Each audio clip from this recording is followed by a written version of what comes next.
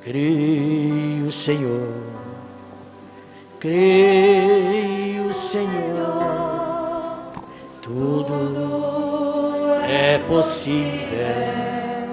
Creio, Senhor, creio, Senhor, creio, Senhor, tudo é possível.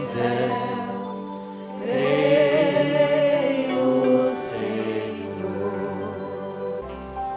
Registramos também a nossa gratidão a todas as sociedades bíblicas e casas publicadoras espalhadas pelo mundo afora.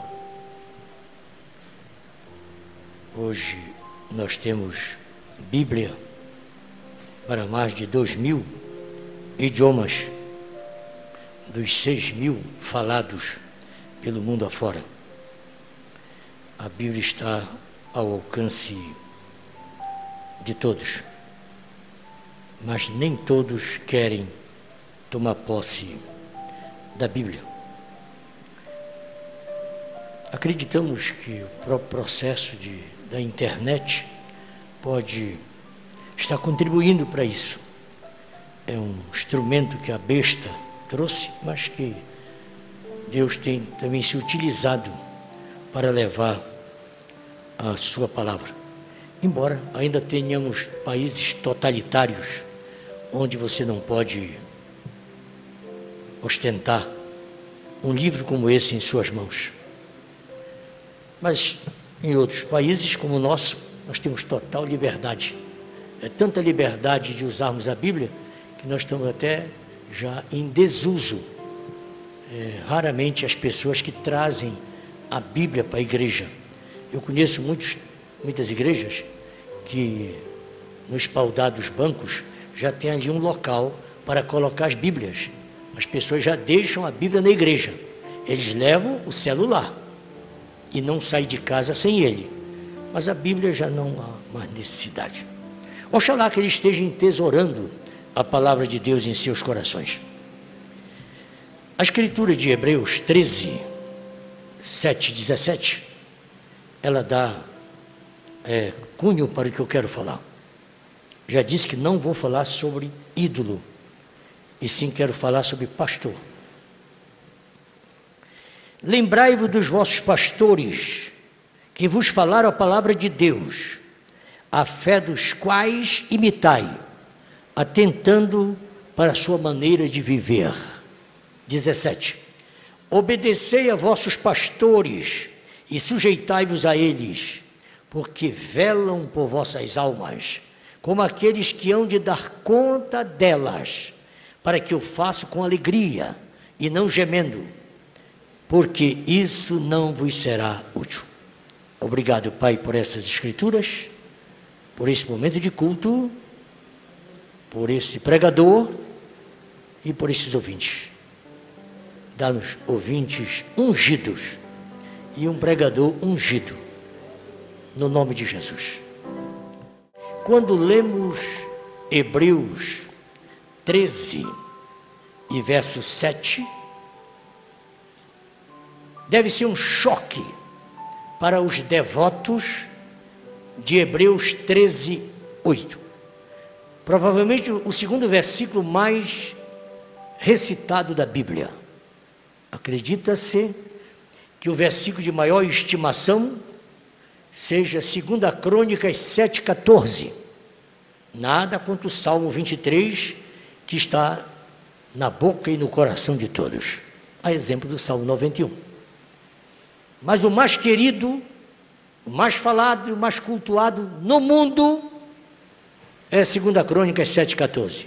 Se o meu povo que se chama pelo meu nome se humilhar, orar, me buscar e se converter do seu mau caminho, eu virei dos céus, perdoarei seu pecado e sararei a sua terra.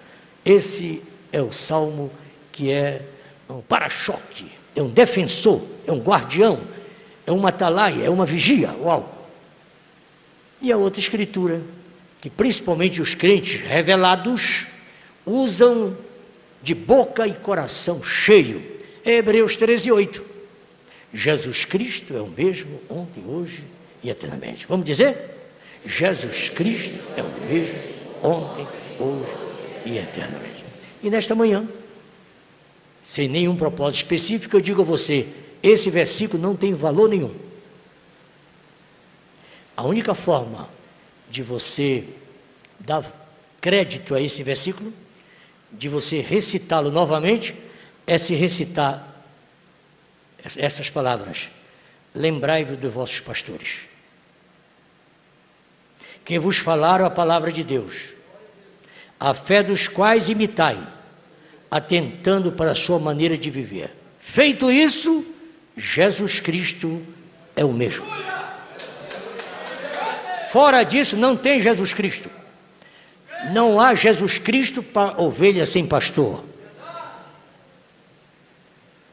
Porque Jesus Cristo é o sumo pastor. Por isso que é bom você conhecer a Bíblia e não um versículo bíblico.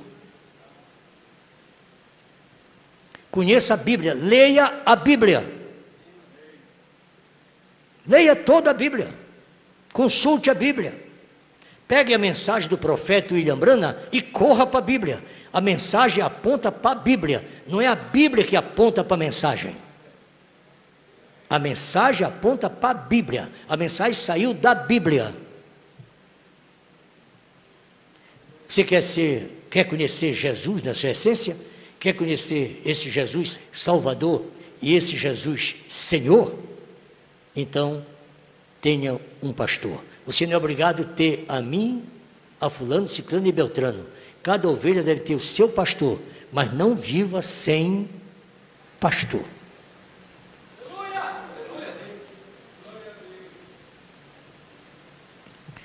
Era somente um fundo para o que eu quero falar. A origem deste sermão, já disse, não foi motivado pela passagem para o Senhor do nosso precioso pastor Mário Lopes Braga. Até porque tudo que eu vou falar, eu anotei, arrolei agora às 6h30, 6h30 da manhã, foi que eu tomei esses apontamentos aqui. Pastor Mário partiu agora aos 65 anos. Ele teve tempo suficiente para descobrir que seu pai tinha razão. O homem de juízo é considerado o homem com mais de 60 anos. E quando você não completar 60 anos, você deve ir pisando bem devagar. Não se estribe, porque você fez algo e deu certo. Não se estribe, porque no ano passado deu certo. Vá bem lento. Só aos 60 anos é que o ser humano reconhece que os seus superiores, seus ancestrais, seus pais, seu pastor, tem razão. Nunca siga uma pessoa de 17 anos. São duas fases loucas, 17, 35. Quando o homem completar 35 anos, você fuja dele. E quando ele tiver 17 anos, você passa 100 quilômetros longe dele ou dela. São as fases das loucuras. Mas quando ele completar 71 anos, fique ao lado dele. Desculpa fazer essa defesa pessoal. Mas tudo que eu falo, muitas das vezes eu coloco humor no que estou falando, mas eu estou te chamando a atenção. Para você vigiar. Porque nós somos tentados, porque deu certo uma vez, daí para frente tudo dá certo. Não. Dizia o pastor José Ferreira Ribeiro, um velho patriarca, apóstolo do Marajó, chamado Búfalo do Marajó, o mais laureado pastor marajoara. Primeiro por ser natural, depois por ter vivido 20 anos nos campos do Marajó. Quando não andava a pé, com a água pela cintura, era remando. E ele dizia, sempre ouça alguém que já viveu mais do que você. Claro que isso não é fonte de cultura, senão vamos acabar com as faculdades, com as universidades. Mas olha lá, que a experiência faz muita diferença. Muita diferença. Então que o Senhor te ajude, o Senhor te abençoe. Creia em Hebreus 13:8. Mas não esqueça que você precisa dessas duas muletas, 7 e 17, para você poder caminhar. Como eu disse, o que me trouxe então a falar nessa manhã é embasado a uma experiência vivida nesta semana, quando eu fui combater um ídolo. E ao combater ídolos, e Jesus Cristo é testemunha, eu não estava certo que a mensagem de hoje era sobre ídolo. Talvez você não tenha esse problema lá em Barcarena, mas eu tenho aqui. Eu tenho pessoas aqui que dão a vida por mim, enquanto eu estou tirando o cisco da costa dela. O sermão de hoje é estreitamente para mim. Eu senti necessidade de pregar para mim, talvez porque ninguém queira fazer. Então eu vou pregar, vocês verão o conteúdo do que eu vou fazer. Com isso eu digo que faço minha as palavras do eminente conferencista internacional Hernandes Dias Lopes, um abençoado ministro do Evangelho, que tem ajudado muita gente pelo mundo afora. Queria ler esse belo pensamento para nós agora aqui.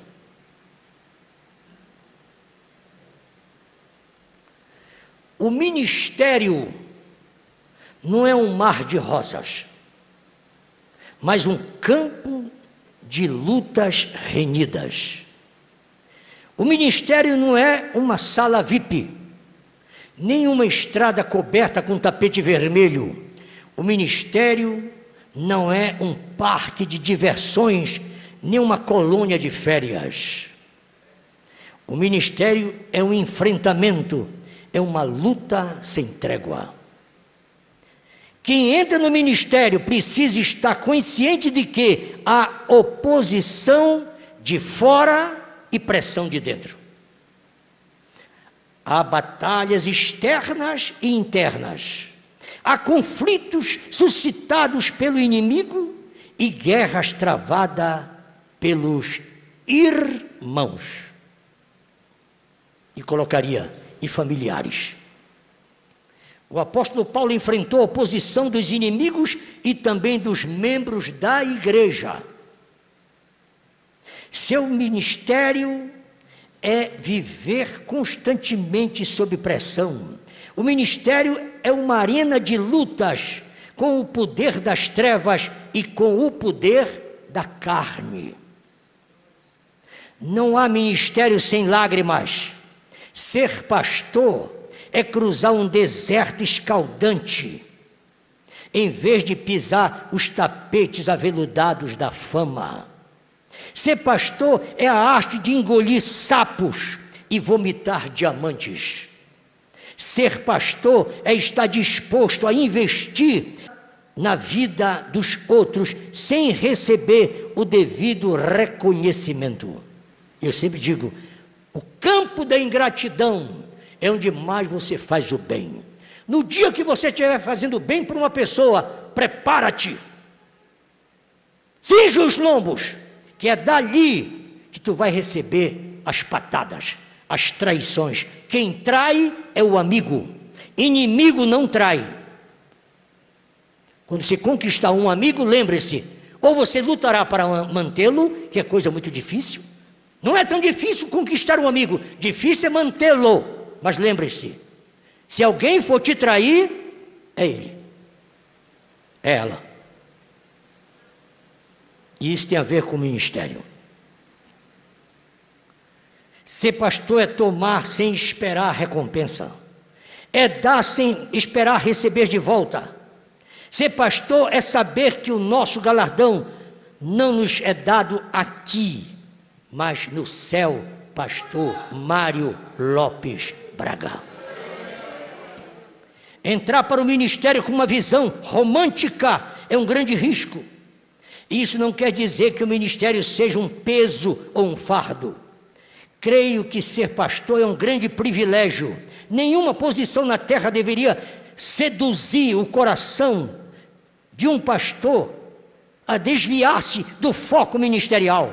O papel que desempenhamos é tão sublime que os anjos gostariam de fazer o nosso trabalho, mas não foram permitidos. Ser embaixador de Deus é melhor do que ser embaixador da nação mais poderosa da terra. Charles Spurgeon, grande professor inglês, dizia aos seus alunos: filhos, se a rainha da Inglaterra vos convidar para ser embaixadores em qualquer país do mundo, não vos rebaixeis, não desçam, vocês estão numa posição mais alta, vocês são embaixadores do céu. Hoje, vemos com pesar muitos pastores que têm deixado o ministério para serem vereadores, se rebaixaram a ser deputados, outros se rebaixaram para ser senadores ou ministros de Estado. Que tristeza! Trocam o seu direito de primogenitura por um prato de lentilhas. Deixam o ministério de 10, 20, 30, 40, 50, 60 anos por 4 anos no parlamento para sair de lá taxado de corruptos, levando ambulância cheia de dinheiro. Isso é um equívoco, é uma troca infeliz. Muito embora a vocação civil também seja muito agradável, mas prestemos atenção, Deus chamou você para ser ministro, então se conforme com isso, comendo pouco, comendo muito, mas não se embarace com mensalinho, com mensalão ou coisa do gênero. Fique com aquilo que Deus te deu. Disse o profeta William Branham: eu prefiro comer bolacha de água e sal e tomar água do igarapé, mas ficar com a palavra em qualquer circunstância. Então nós louvamos ao Senhor Jesus por esse privilégio maravilhoso. Há pastores doentes emocionalmente. Aqui está o meu problema. Pastores doentes no exercício do pastorado deveriam estar sendo pastoreados. Talvez é o que eu precise. Eu preciso que alguém me pastoreie. Eu me gasto muito. Já vou para 54 anos cuidando dos outros. Preciso que alguém cuide de mim. Mas em vez de estarem sendo pastoreados, estão pastoreando. Deveriam ser cuidados, mas estão cuidando dos outros. Deveriam estar sendo tratados emocionalmente, mas estão orientando os outros.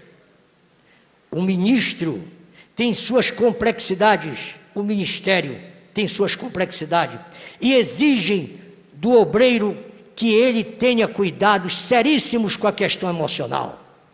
O pastor lidera com tensões, e se ele não for uma pessoa centrada, equilibrada, desarticular-se emocionalmente, pode gerar conflitos ao seu redor.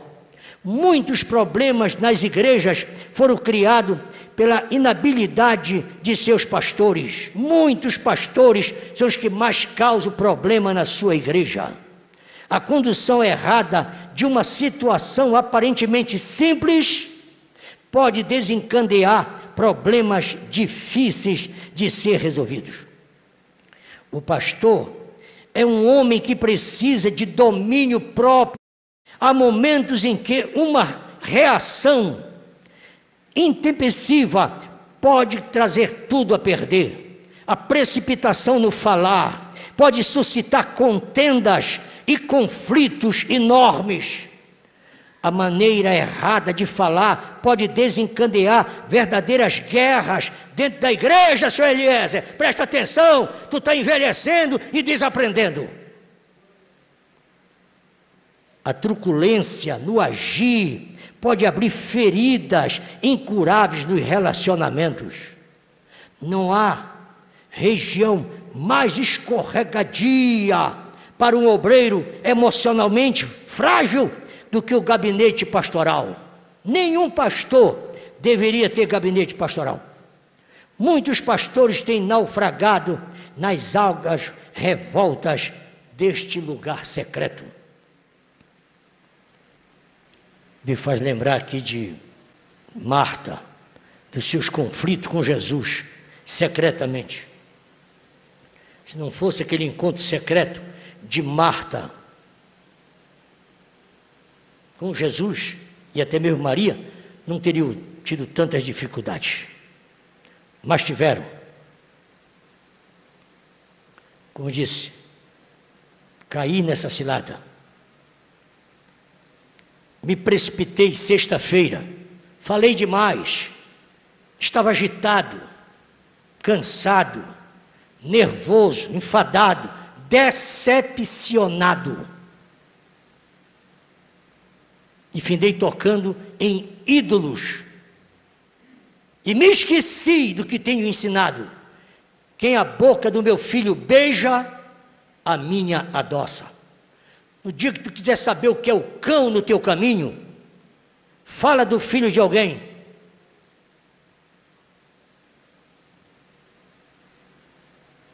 E como eu disse, veja a situação de Marta e Maria. Eu chamei de Marta naquela crise com Jesus. E muitas vezes nós vemos que todos nós passamos por isso. A mente fica fechada como Agar. Agar tinha um poço bem diante dela. O poço de Bi-Lerói. O poço que estava jorrando água para descedentar a ela e seu filho Ismael. E ela olhava para o poço e via deserto. E via apenas pedra. E o menino chorava. E ela chorava. E não tinha solução. O menino chorou tanto que o choro do menino foi ouvido no céu. A Bíblia diz, o céu ouviu o choro do menino. Tem choro que chega no céu. Tem lágrima que chega no céu, até porque tem um livro das lágrimas. Tem lágrima que Deus anota. Há um anjo específico que recebe as tuas lágrimas e leva diante do Senhor. Não tenha medo de chorar, não tenha vergonha de chorar, é melhor chorar. Até porque chorar faz bem à alma. O chorar com lágrimas é muito benéfico.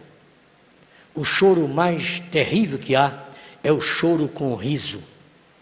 Que Deus tenha piedade de ti, de tu ter que passar por um trauma, até mesmo da perda de um ente querido, e não conseguir lançar lágrimas. Tu vai perder o juízo. Tu vai ter que enfrentar um psicólogo ou um psiquiatra. Você tem que aprender a chorar com lágrimas. Ou chorar sem lágrimas. Às vezes você não consegue ter lágrimas, mas você não consegue sorrir. Você engole aquilo. E muitas vezes, eu já ouvi isso, a pessoa dizer, eu estive com a viúva fulano de tal, ciclano, e a viúva não colocou uma lágrima. Você não sabe que ela está morrendo. Quando uma pessoa chora e não cai lágrima, ela está morrendo. Quem está vivendo é quem chora com lágrimas. Porque a lágrima faz bem para o físico, faz bem para a mente, faz bem para o espírito, para o cérebro. Então chore com lágrimas, mas nunca chore sem lágrimas, que é terrível. Mas a dor insustentável, desesperadora, a dor do suicida, é quando ele chora sorrindo. Ele esconde atrás de um sorriso a dor. E o tolo, o ignorante diz, eu falei com ele, falei com ela, ela estava falando, sorrindo. Não, ela está buscando um meio de suicidar-se. E aqui eu encontro isso, quando eu estou me referindo aqui a Marta. Irmão, nunca queira estar nessas situações. Marta, ela foi questionar com Jesus lá, próximo da aldeia de Betânia, porque Lázaro já estava sepultado há 4 dias. Marta foi logo despejando a sua mágoa em cima de Jesus. Aguenta, pastor. Aguenta, pastor. Tu quer ser pastor? Te prepara para receber despejo de mágoas. Então cai fora.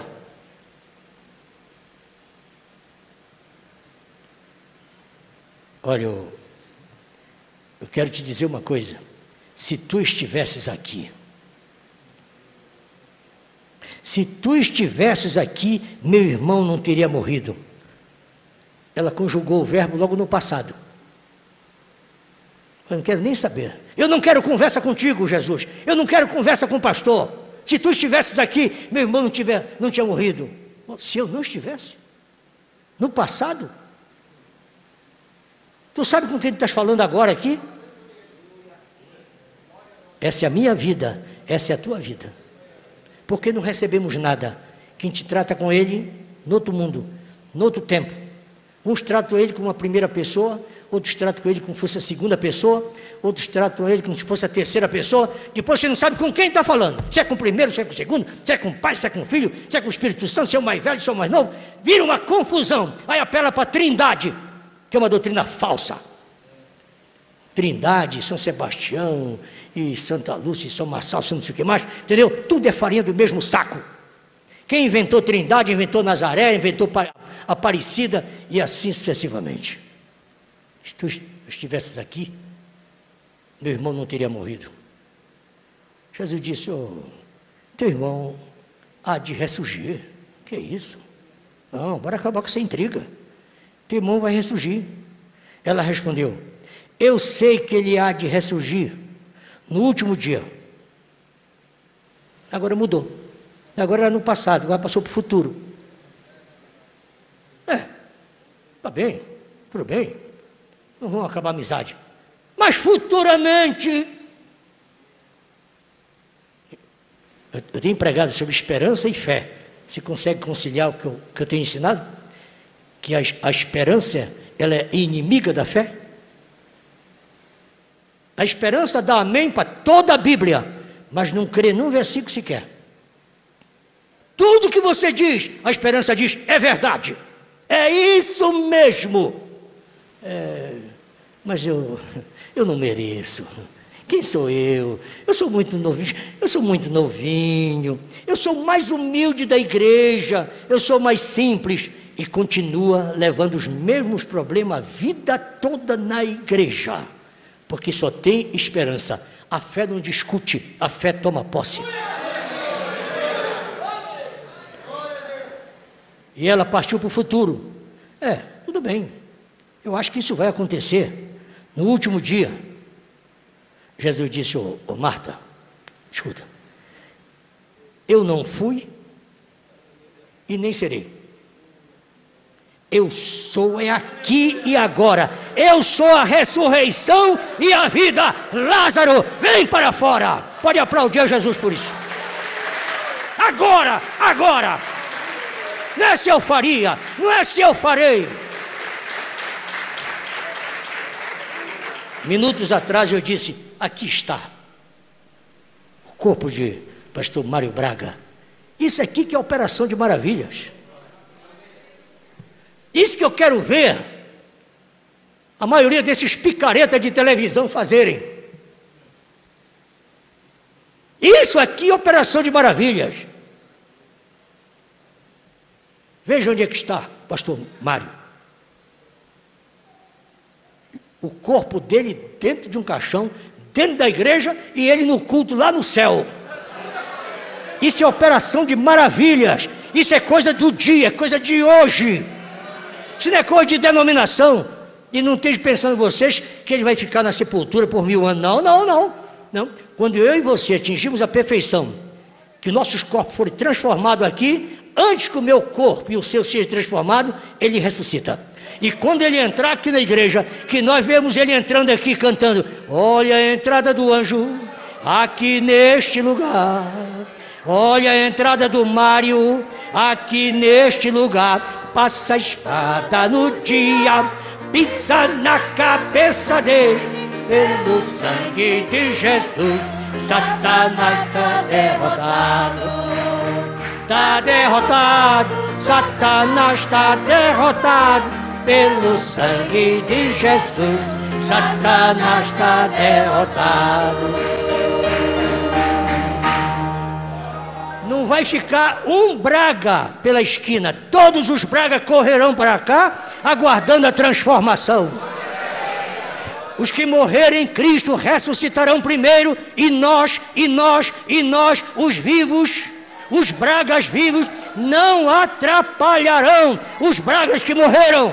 Cupertino vai levantar, Júlia vai levantar, Mari vai levantar, e todos nós seremos transformados e subiremos ao encontro do Senhor nos ares. Essa é a certeza. Eu estou pregando para o mundo, eu estou dando uma lição para o mundo. Como é que vai ocorrer o arrebatamento? O arrebatamento vai ocorrer quando os que morrerem em Cristo entrarem na igreja. Quando os que morrerem em Cristo aparecerem para nós. Primeiro eles, a primícia, eles se levantam, nós os veremos, vão passar 40 dias. Quando o Mário levantar, vai passar 40 dias. Vão passar 40 dias no avivamento aqui. Ninguém vê. Pessoal da Mariana não vê, pessoal de Coraci não vê, do Paracuri não vê, mas nós estaremos no grande avivamento, nos preparando para subir. Por quê? Porque nós aguardamos a bem-aventurada esperança e o aparecimento do nosso grande Rei, nosso Senhor Jesus Cristo. Ele prometeu que viria e virá. Breve virá, breve virá, breve Jesus voltará. Breve virá, breve virá, breve Jesus voltará.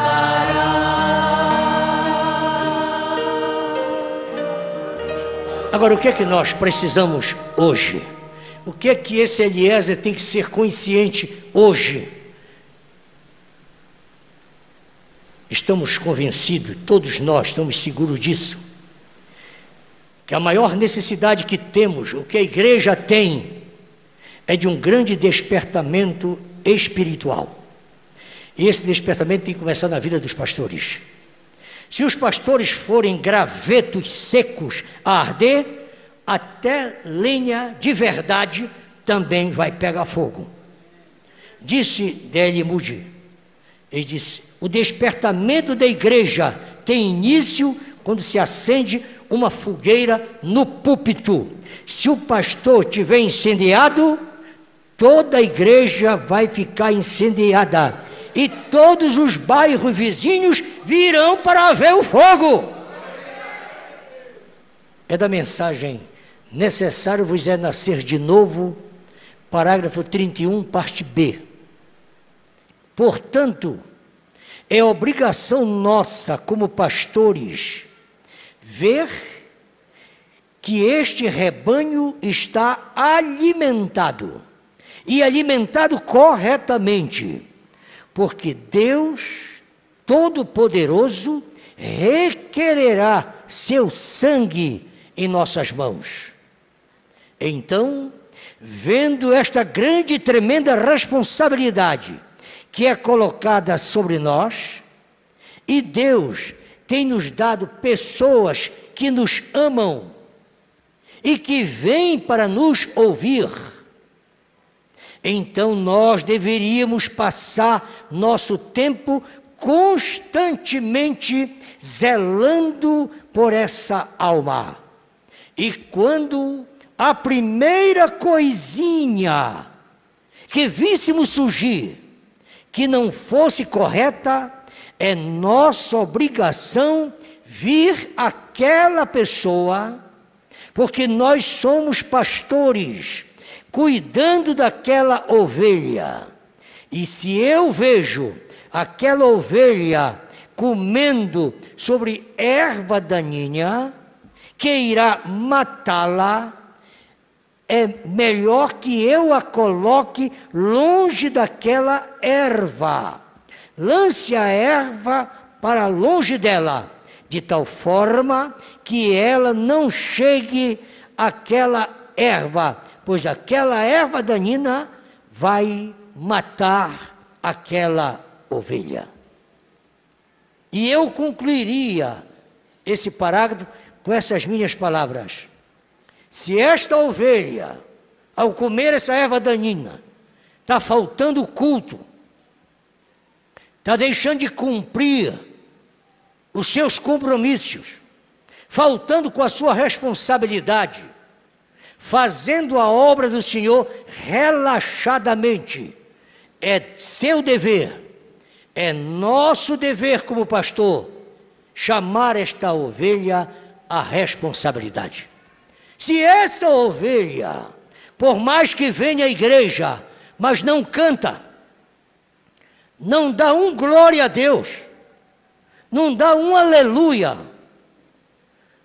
não levanta a mão, não bate o pé, não faz nenhum movimento, não pisca, e algumas vezes chego a dizer, e ainda vem para a igreja para dormir, é obrigação do pastor chamá-la à responsabilidade e lembrá-la que a ovelha desgarrada, a ovelha desviada, só voltará ao rebanho se for trazida através do pastor.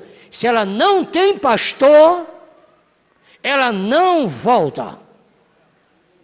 Se ela não tem pastor, ela não volta. Pode aparentar-se ser o melhor crente, a melhor crente, mas não volta. Ela vai viver na casa dela, dizendo, eu vou ser crente em casa. Vai viver no ambiente dela, cria o seu habitat. Eu não preciso de igreja, eu não preciso de pastor, eu sou de Cristo, que é o grupo mais perverso que há. É o grupo mais perverso que há.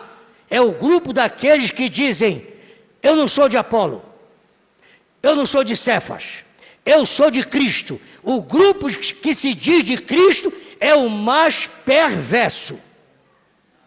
Não vai adiante, não chega a lugar nenhum, porque você aqui na terra tem que depender do humano.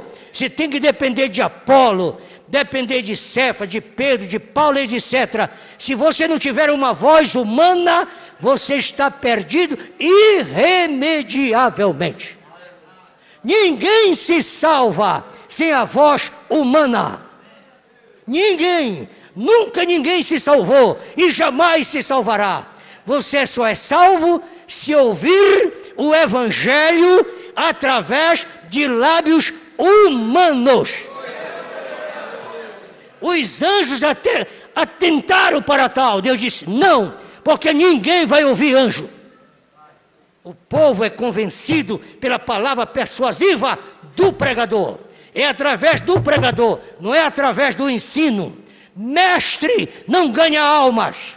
Mestre não persuade ninguém para conhecer a Cristo. O mestre traz a pessoa para a palavra, para a Bíblia, para o conhecimento, mas para aceitar a Jesus como Salvador, só através da pregação. Pregação, pregação, não é através do ensino. Através da pregação do ensino, você caminha a vida cristã, mas para conhecer a Cristo, ser convencido, tem que ser através da pregação. É através de um evangelista, é através de um disseminador da palavra, alguém que tenha domínio de Deus para trazer a você, e não de taxar somente de conhecimentos bíblicos. Você pode fazer todos os cursos bíblicos, pode frequentar os melhores seminários, você não conhece a Cristo. Mas se você ouvir um pregador cantar para você, foi na cruz, onde um dia eu vi meus pecados castigados em Jesus, ele se converte, ele aceita Jesus, e Jesus o recebe, e o batiza com o Espírito Santo, e o renova, e o prepara para aquele dia. Portanto, precisamos hoje de pastores que amem a Deus. Entendeu, Eliezer? Eliezer, tu está amando muito teus amigos, teus netinhos, teus bisnetos. Ama a Deus. Que ame a Deus acima de qualquer sucesso pessoal.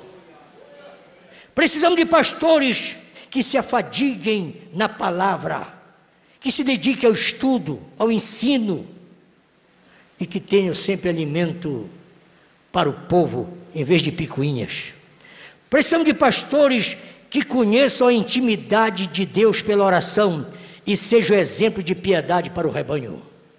Precisamos de pastores que deem a sua vida pelo rebanho em vez de explorarem o rebanho. Precisamos de pastores que tenham coragem de dizer não quando todos dizem sim, e de dizer sim quando todos dizem não, e até mesmo de ficar ao lado de uma pessoa quando todos estão contra. Que a maior desgraça que há é quando você é vindicado para ser contra aquela que todos são contra. Que virtude tem isso? Isso não é um pensamento meu, isso é um pensamento do pastor Joaquim Gonçalves Silva. Feliz de que ficou a favor de Jesus quando todos estavam contra. E quanto mais religiosos eram, mais contra eram. Quem ficou ao lado do irmão Brana? Todos o abandonaram. Quem ficou ao lado de Paulo? Todos o abandonaram.